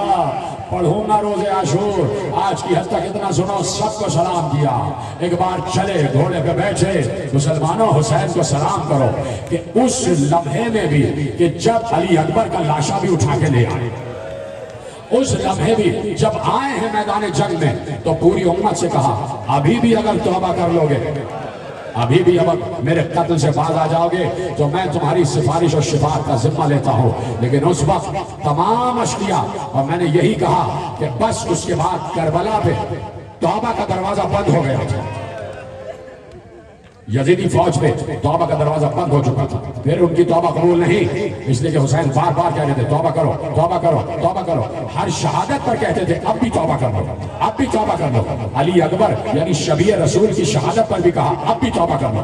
حسین تو بار بار تمہیں موقع دے رہے تھے، لیکن اسی لیے کہ اب توبہ نہ کی تو توبہ کا دروازہ بند ہو جائے گا. پھر بعد کربلا کسی یزیدی فوج کے کسی سپاہی کی توبہ قبول نہیں. حسین نے آ کر خطبہ دینا شروع کیا اور آخری جملہ یہ کہا حل من ناصری ینصرنا، حل من مغیثی یغیثنا. ہے کوئی جو مجھ غریب کی نصرت کرے؟ انہی سے تو کہہ رہے تھے نا آ جاتے حسین کی مدد کے لیے. ہے کوئی جو مجھ بے کس کی نصرت کرے؟ ہے کوئی جو میرے استغاثے پہ لبیک کہے؟ یہ کیسے ہو سکتا ہے کہ حجت زمانہ استغاثہ کرے اور کوئی لبیک نہ کہے؟ جیسے ہی کہا حل من مغیث یغیثنا، ہے کوئی جو میری پکار پر لبیک کہے. ایک بار خیموں سے رونے کا گل برآمد ہوا.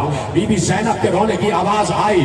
حسین نے بہن کے رونے کی آواز کو پہچانا، اشقیاء کو وہیں چھوڑا، گھوڑے کو کعبہ دیا، تیزی سے دوڑتے ہوئے آئے.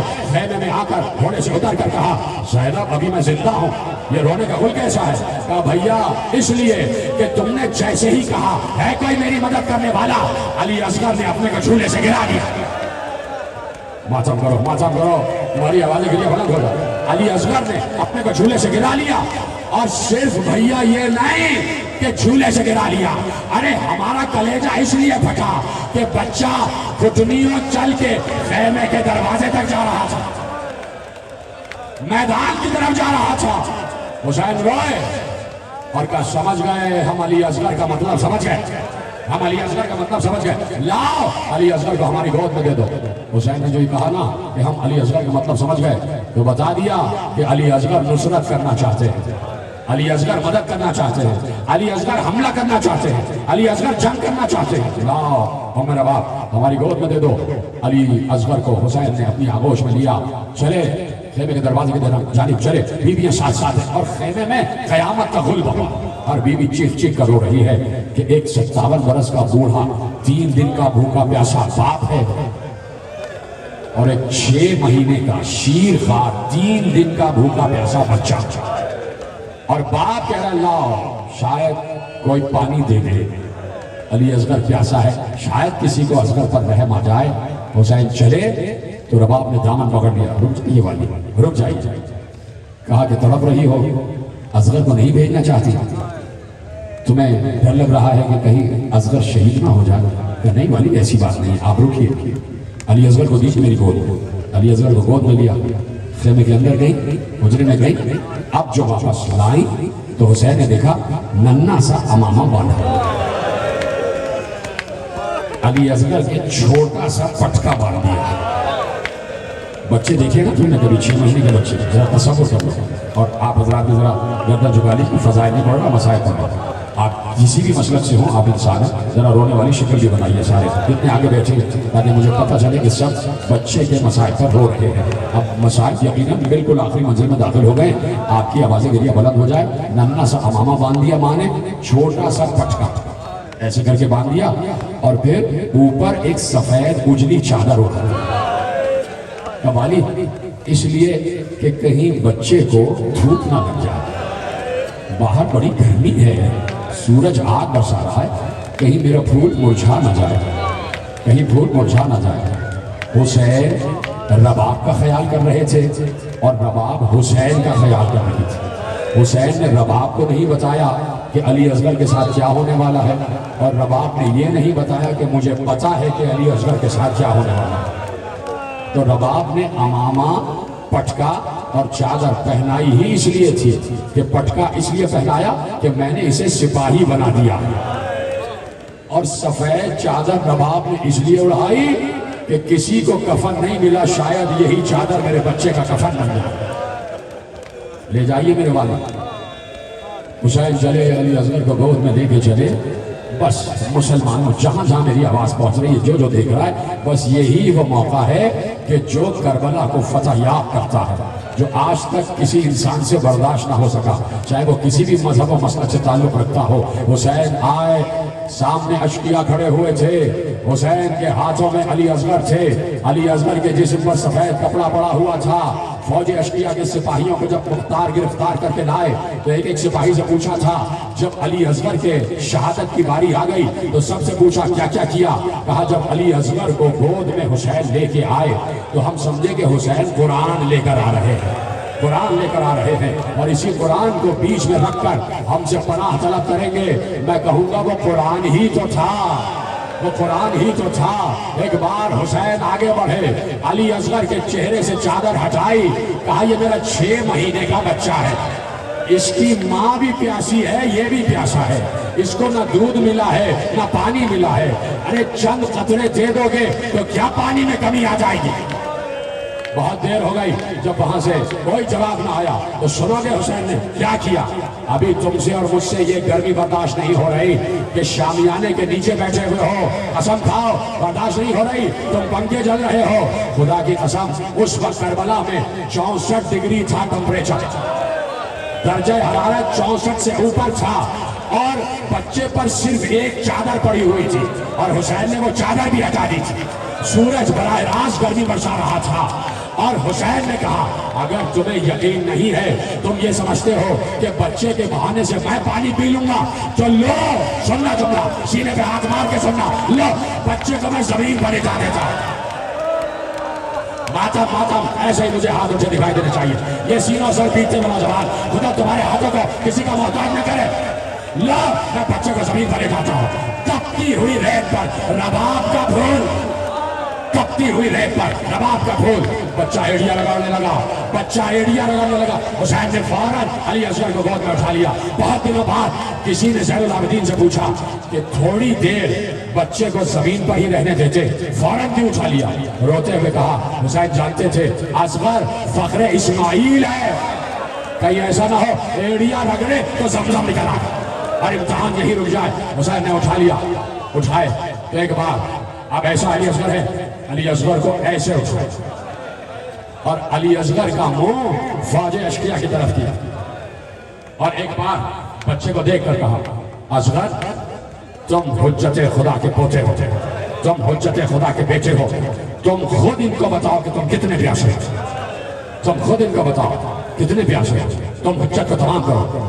سن لینا صاحبان اولاد، سن لینا، ابھی خدا سلامت رکھے میری ماں بہنوں کی گودیوں کو، ابھی ابھی جن کی گودیوں میں بچے 6 مہینے کے ہیں نا، میری مائیں ذرا سا ان کے چہرے کو دیکھیں، اور جن کے باپ یہاں بیٹھے ہیں خدا تمہارا سایہ تمہارے بچوں کو سلامت رکھے۔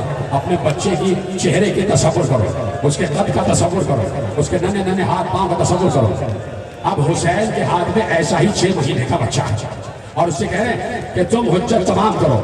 کیسے تمام کی حجت پتا ہے؟ ایک بار علی اصغر نے ننھی سی زبان باہر نکالی، چھوٹے بچے کی چھوٹی سی زبان، ننھی سی زبان علی اصغر نے ہونٹوں پر پھیری، اودے ہو چکے تھے علی اصغر کے ہونٹ، اودے ہو چکے تھے، زبان نیلی ہو چکی تھی۔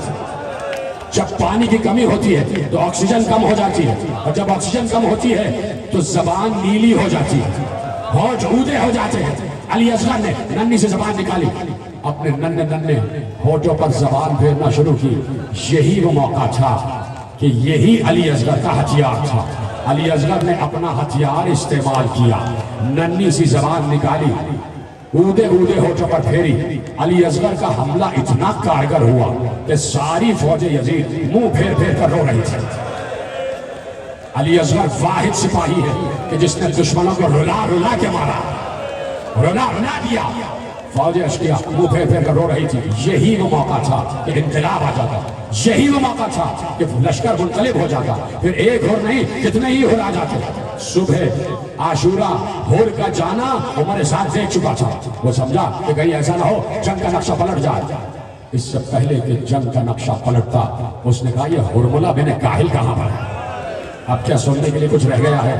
نام میں نے ملعون کا لے لیا تو اب تو تمہیں پتا ہے نا کہ کیا ہونے جا رہا ہے. تو اب اپنی آوازیں گریہ بلند کرو. کہا ہرملہ کہاں ہے, ہرملہ کہاں ہے. ہرملہ کو بلایا گیا. کہا دیکھتا نہیں فوج منقلب ہو رہی ہے. اقطع کلام الحسین, حسین کے کلام کو قطع کر دے, حسین کے کلام کو قطع کر دے. ختم ہو گئی گفتگو. وہ ہرملہ جس کا تیر کبھی خطا نہیں گیا, کبھی خطا نہیں گیا, کبھی خطا نہیں گیا. ایک بار اس نے کمان اٹھائی, ترکش سامنے رکھا, اس میں ایک بھال کا تیر بھی تھا, 2 بھال کا تیر بھی تھا, 3 بھال کا تیر بھی تھا. سنو گے نا, آوازیں گریہ بلند کر کے سننا. ایک جملہ پڑھنے جا رہا. اس نے ایک بھال کا تیر نکالا, ہٹا دیا.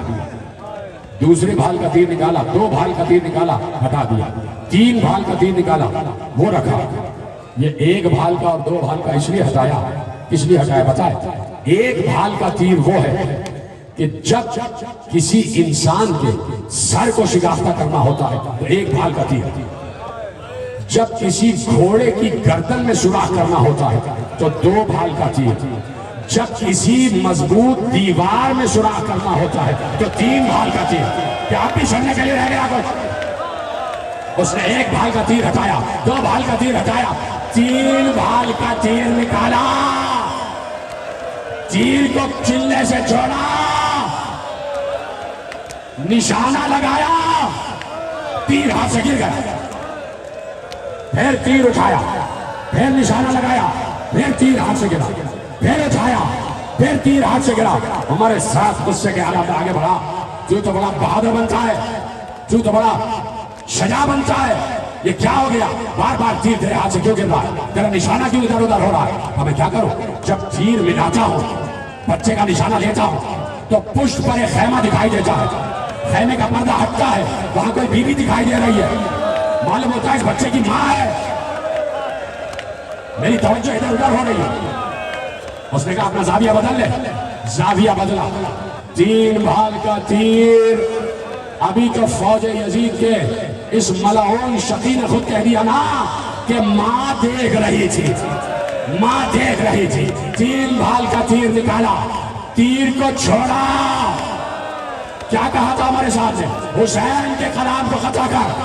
تو نشانہ گردن حسین تھی, نشانہ گردن حسین تھی. ایک بار تیر آگے بڑھا, ماں نے آواز دی, اصغر بابا کی گردن نہ کٹے. اصغر نے اپنا پہلو بدلا, بھبک کر ایک جانب آیا, آتا ہوا تیر اپنی گردن پر لیا. ختم ہو گئی بات. میرے مولا زین العابدین نے کہا کہ حسین اگر بازو پہ نہ روکتے تو جہاں تیر جا رہا تھا وہاں اصغر جاتا.